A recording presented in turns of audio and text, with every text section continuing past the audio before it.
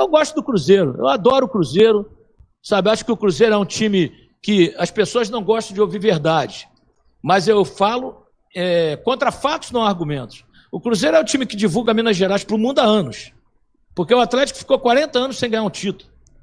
O Cruzeiro tem 6 Copas do Brasil, 4 brasileiros, 6 Copas do Brasil, 2 Libertadores, 2 Supercopas, que na época só os grandes campeões disputavam a Supercopa. Então, Regis, um time desse é um time do mundo. É um time que Minas Gerais tem que ter orgulho. Não que não tenha que ter orgulho do Atlético Mineiro, tem que ter também, mas não dá para comparar as histórias. Não dá para comparar as histórias, né? A sala de troféus não há como comparar. Contra fatos não há argumento. Agora tem gente que não gosta de ouvir verdade, aí me xinga. Ah, ele é cruzeiro. Tá bom, então eu sou cruzeirense, sou Flamengo e sou Cruzeiro. Tá dada a resposta, Regis. O Matheus discordou de você. O Matheus deve ser atleticano. Ele falou o seguinte aqui quando você estava falando sobre o Cruzeiro, respondendo ao Chico, né? Qual é o seu time em Minas? Ele falou assim: ó, se título fosse sinônimo de grandeza, o Independiente da Argentina, que é o maior campeão da Libertadores, né? Seria o maior da América. Discordou de você aí, viu? Ué, mas ele é o maior da América, porque ele é o maior vencedor com 7 taças, ninguém passou ele ainda. Então ele é o maior da América em Libertadores, ninguém passou Independente da Argentina. Ou seja, ele ganhou lá atrás no passado, mas é história, meu amigo. Só conta história quem tem passado. Quem não tem passado, quem não tem título, não pode contar história. Corte rápido. Faca. É Tramontina. O Cruzeiro está mais ambicioso e essa pergunta é para nós discutirmos aqui e vocês darem opinião também.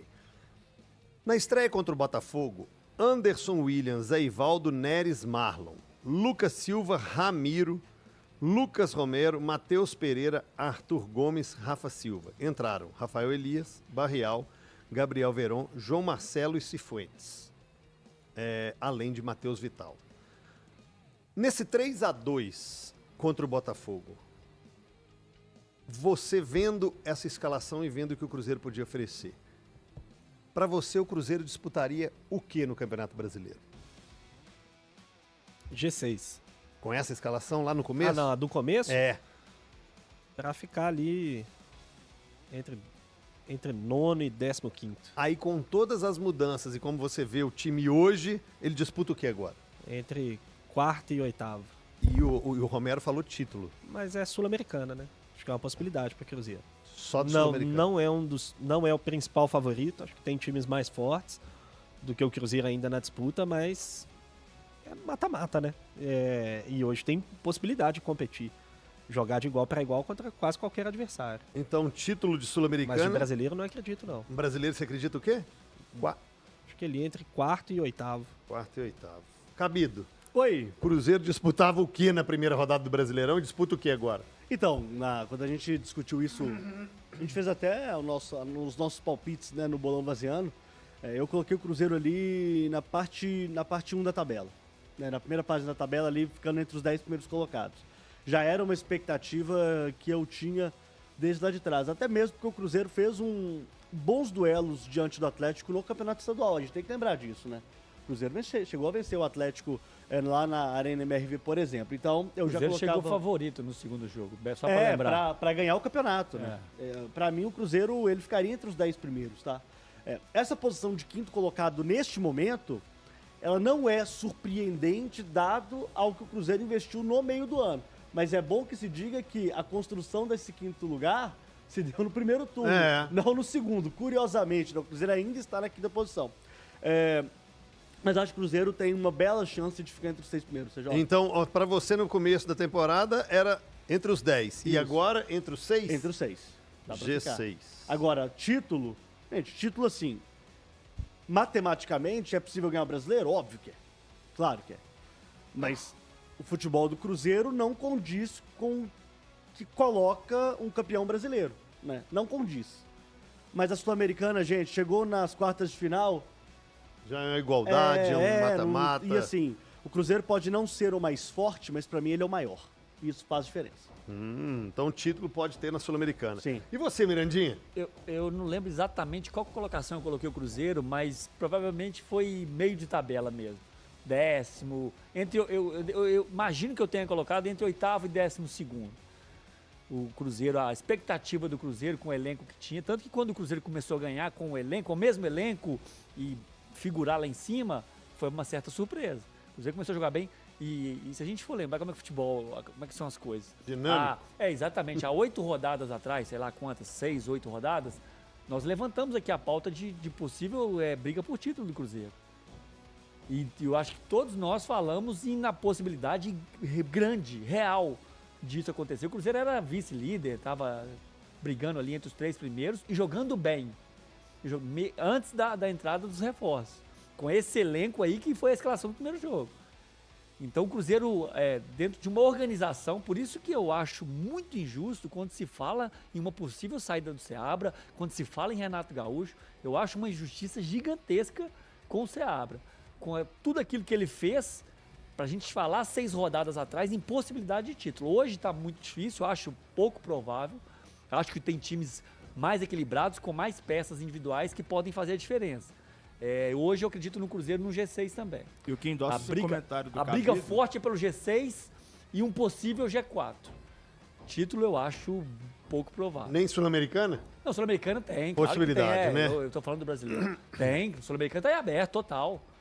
Não acho que o Cruzeiro, o favoritão. Não, o Cruzeiro tem chance.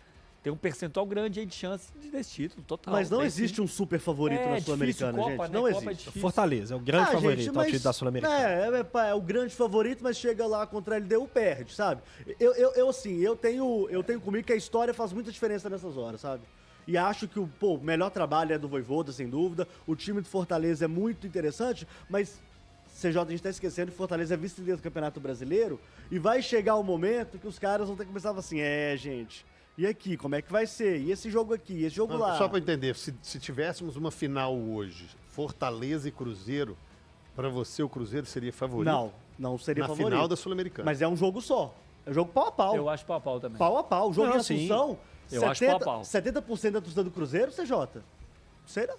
É? Sem dúvida. O que você ia falar, Silveirinho? Não, o que endossa o comentário do Cabido sobre essa evolução do Cruzeiro é porque do jogo contra o Botafogo, o Cruzeiro fez uma baita partida contra o Corinthians. O Cruzeiro ganhou do Corinthians e ganhou muito bem naquela ocasião, 3-0, com bem menos dificuldade, sofrendo menos do que sofreu contra o Botafogo. O Cruzeiro ficou à frente no marcador 3 vezes, o Botafogo saiu à frente, o Cruzeiro correu atrás do empate, fez a virada, e o Cruzeiro ganhou com méritos e jogando bem. Contra o Corinthians, com esse mesmo time aí, o Cruzeiro fez boas partidas nesse jogo contra o Corinthians. Pra mim, foi talvez dessa equipe que tá aí antes dos reforços, pra mim foi o melhor jogo que o Cruzeiro fez. O Cruzeiro disputa o que pra você hoje? Hoje, G6. Engraçado. G6 pro Rafa Miranda, G6 pro Cabido, G6 pro Silveira, de quarto a oitavo para o Gris. E para você? 993169898. 993169898. A grande questão do Campeonato Brasileiro, esse tipo de previsão que a gente faz, que é muito difícil, é porque as Copas têm um impacto muito grande no Campeonato Brasileiro, por conta do calendário ruim. Cabide citou, por exemplo, a questão do Fortaleza. Fortaleza hoje é vice-líder do Campeonato Brasileiro. Se o Fortaleza é eliminado, por exemplo, nas quartas de final da Sul-Americana, dificilmente Fortaleza fica fora do G4 do Campeonato Brasileiro. E aí o foco vai ser lá. Dificilmente fica fora, eu acho. Mas se o Fortaleza segue na Sul-Americana e começa a perder alguns jogos no Campeonato Brasileiro, talvez ele possa largar o Campeonato Brasileiro em algum momento. Isso serve para quase todo mundo, cara. Isso serve para quase todo mundo. A gente tem muitos times que podem abandonar o Campeonato Brasileiro em algum momento. Isso vai impactar aí em vaga de G4. O próprio Cruzeiro, cara. O Cruzeiro hoje é quinto colocado.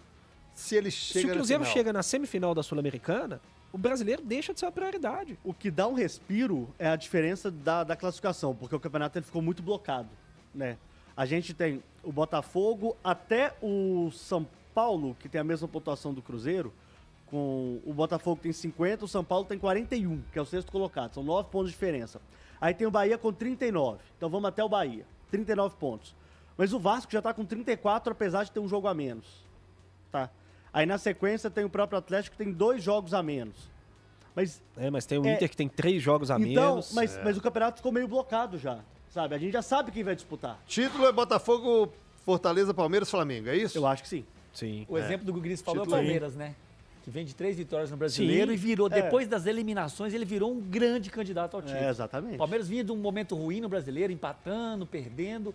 Ele foi eliminado 3 vitórias seguidas. Veio igual um leão no E campeonato. assim, pra mim, é o grande candidato a esse título. Mas, ô Gris, você falou do Cruzeiro com a possibilidade do Cruzeiro largar caso chegue, a questão das datas, elas são bem espaçadas. Mesmo assim, você acha que o foco vai ser lá? É possível. É. Você chegar numa semifinal do Sul-Americana e aí antes do jogo da Sul-Americana você poupar um monte de jogador no Campeonato Brasileiro, você não Fazer rodízio, né? Exatamente. E assim, alguns times têm mais facilidade para fazer isso, né? Tem mais material humano, tem mais jogador, tem mais quantidade. O Cruzeiro, por exemplo, não tem tanto. O Cruzeiro, você imaginar uma escalação reserva do Cruzeiro hoje, um time todo reserva, é difícil para competir num jogo de campeonato Mas brasileiro. é basicamente o time que jogou o primeiro turno, gente. Não é não? Claro que é. Não Com o mesmo. meio-campo É que entrada... algumas não posições Ó, que vão ser Lucas problema. Silva, Ramiro vai entrar. O problema do Cruzeiro é o ataque, que não tem reserva. Não, e Lateral, defesa, né? e defesa também. É, o Defesa e lateral direito não tem, Mas o lateral os esquerdo zagueiros tem, do não mesmo tem nível. tanta confiança, né? Só tem um zagueiro reserva hoje confiável.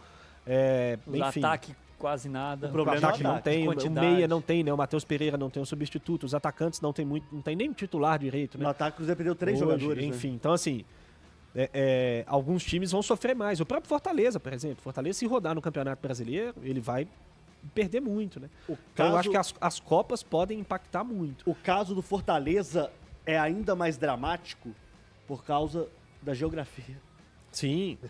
A o clube logística do sofre muito com Fortaleza logística, é completamente diferente da dos times aqui do Sul. Completamente diferente. É isso. O Cruzeiro decidiu estender o contrato do goleiro Léo Aragão, garantindo sua permanência no clube até o final de 2026.